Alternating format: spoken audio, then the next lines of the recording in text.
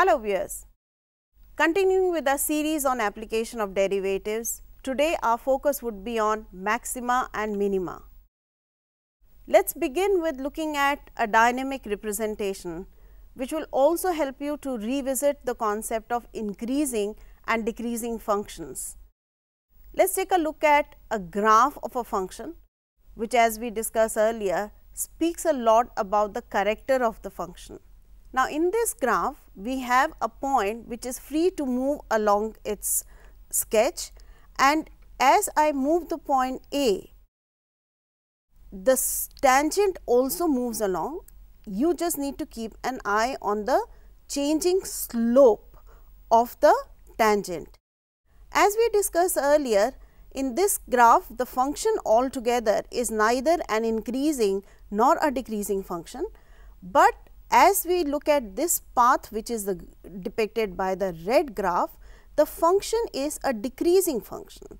So, the slope of the tangent is negative, and as soon as it crosses this red path and starts rising up, the slope of the tangent becomes positive, and that indicates that the function is an increasing function. We can also examine the same concept looking at the derivative of this function, which in this case is now the pink graph. As the tangent slope is positive, so is the derivative. So, from this point onwards, which is the value 3 on x axis, the graph of derivative lies above the x axis. Therefore, f dash x is positive, that is the function is an increasing function. Now, this is something we talked about in our previous lesson. So, what else is of interest? The moment I come across this graph and look at the point where the blue changes to red, from a positive value the slope of the tangent has become negative. Same on the other side, if I look at the graph and the point A coming closer and closer to what we may address as the peak of the graph, and we start sloping down, the value of the slope of tangent from a positive value becomes negative, and that indicates that somewhere along this path this slope must be also 0, which is exactly what is happening at this point. That indicates that the graph is going to take a turn at this point, and the slope of the tangent being 0 also indicates, of course, that the tangent is parallel to the x axis, and the moment you reach this point there is a certain peak in the function. This peak indicates that the function is taking a maximum value, at least in this neighborhood. It may take a maximum value somewhere else beyond this point as well, but in this neighborhood of the point A, which is corresponding to x is equal to -4, this value of the function is the highest, and that is the point of maxima. Similarly, as I come sloping down, the function hits a minimum value here somewhere and then starts rising up. Now, these are the points which are addressed as the points of local maxima and local minima, because in a certain neighborhood they are behaving like the point of maximum value or the point of minimum value. This is what our focus would be in today's lesson, to understand where do we have the point of maxima and local minima, and how do we identify and verify whether such points are point of maxima and minima or not. One of the things is assured that if the point is a point of local maxima, then the slope of the tangent, that is the derivative at that point, will always be equal to 0, and that is something which will play an important role. At the same time, it is not necessary that the derivative vanishing at a certain point indicates that the function must take a maximum or a minimum value at that point. Before looking at that third possibility, let's revisit what we have just done in a different way and try to understand what we conclude from here, or does it give us a definition or a kind of a test to define and understand what point of local maxima and minima are. So, let us get back to our slides.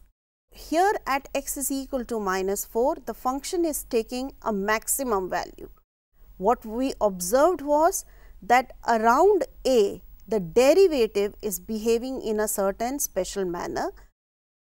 Left hand side of a, that is at points which are closer to -4, but less than -4, the slope of the tangent was positive, that is the derivative at those points was greater than 0. The moment you cross over from -4, that is take values which are more than -4, but close to -4, the slope of the tangent turned into negative, that is f dash x is less than 0 for values which are less than -4. In such cases, we say that at a the maximum value is being attained. So, the local maximum value is being attained at x is equal to a, and the point on x axis corresponding to a, that is x is equal to -4, becomes the point of local maxima. Similarly, if you look at the valley that is being formed in this graph at x is equal to 3. If we look at this point B and observe the slope of the tangent, then less than B, the value of f dash x is negative, greater than B, the value of f dash x is positive. That again indicates and confirms what we saw earlier, that at B derivative must be 0. Then B is the point which is of interest to us. At B, the local minimum value is attained, and x is equal to 3 becomes the point of local minima. Now, these are the points that we are looking at, and from this picture itself, one is able to say when the point will be a point of local maxima and point of local minima. So, we saw two possibilities, and let us also take a look at the third possibility. What if the function is such that the derivative does become 0 at a certain point in its domain, but the derivative does not change the sign as the values of x pass through that particular point. Take a look at this representation. As I move the point along this curve, the slope of the tangent is 1.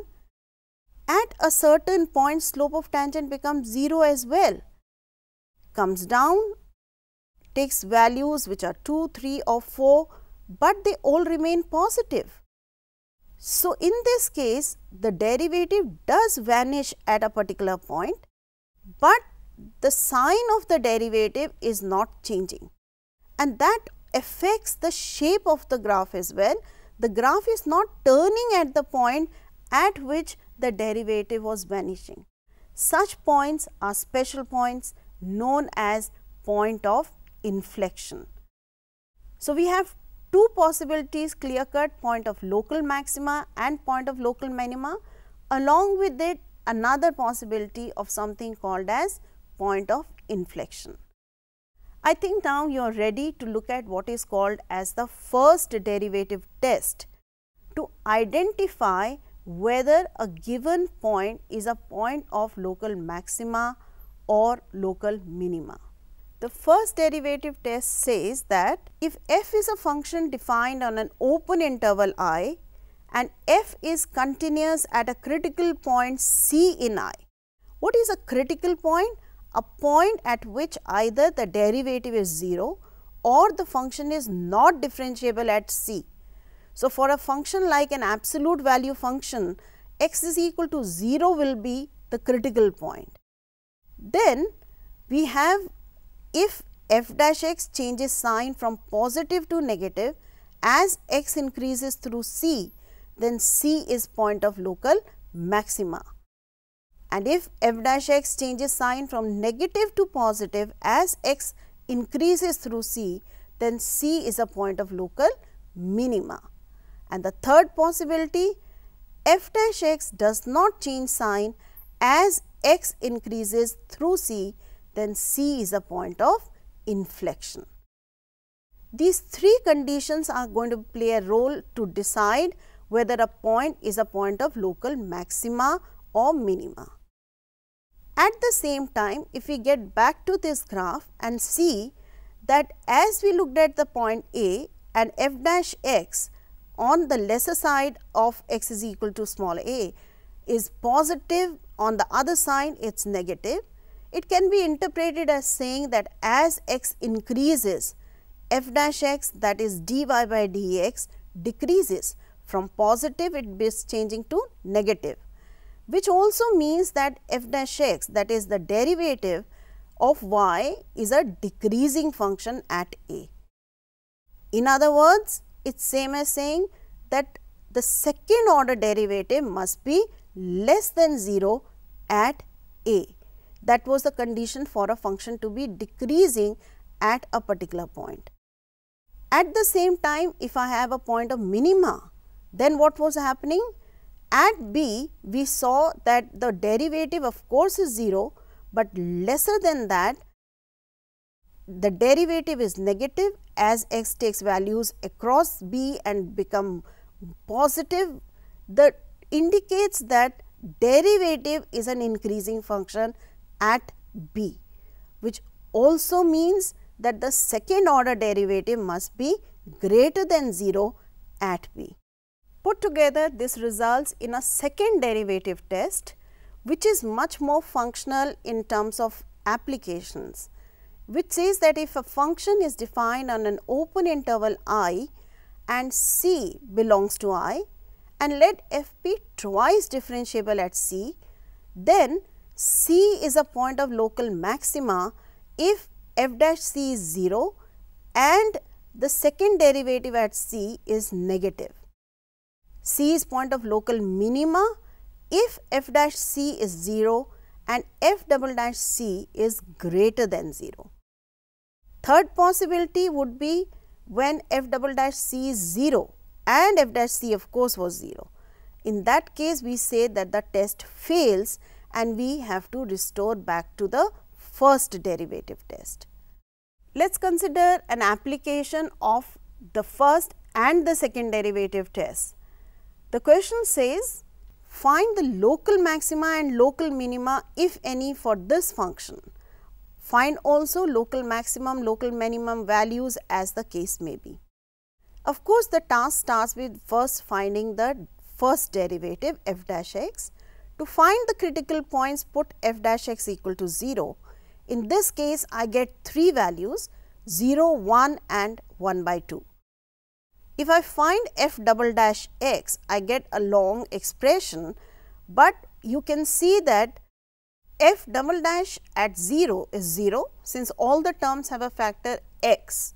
So, the second derivative test fails and therefore, you get back to the first derivative test, that is take values less than 0 and more than 0. In this case, for x less than 0, take any value, say in this case minus 0.3. F dash x is less than 0. What about x greater than 0?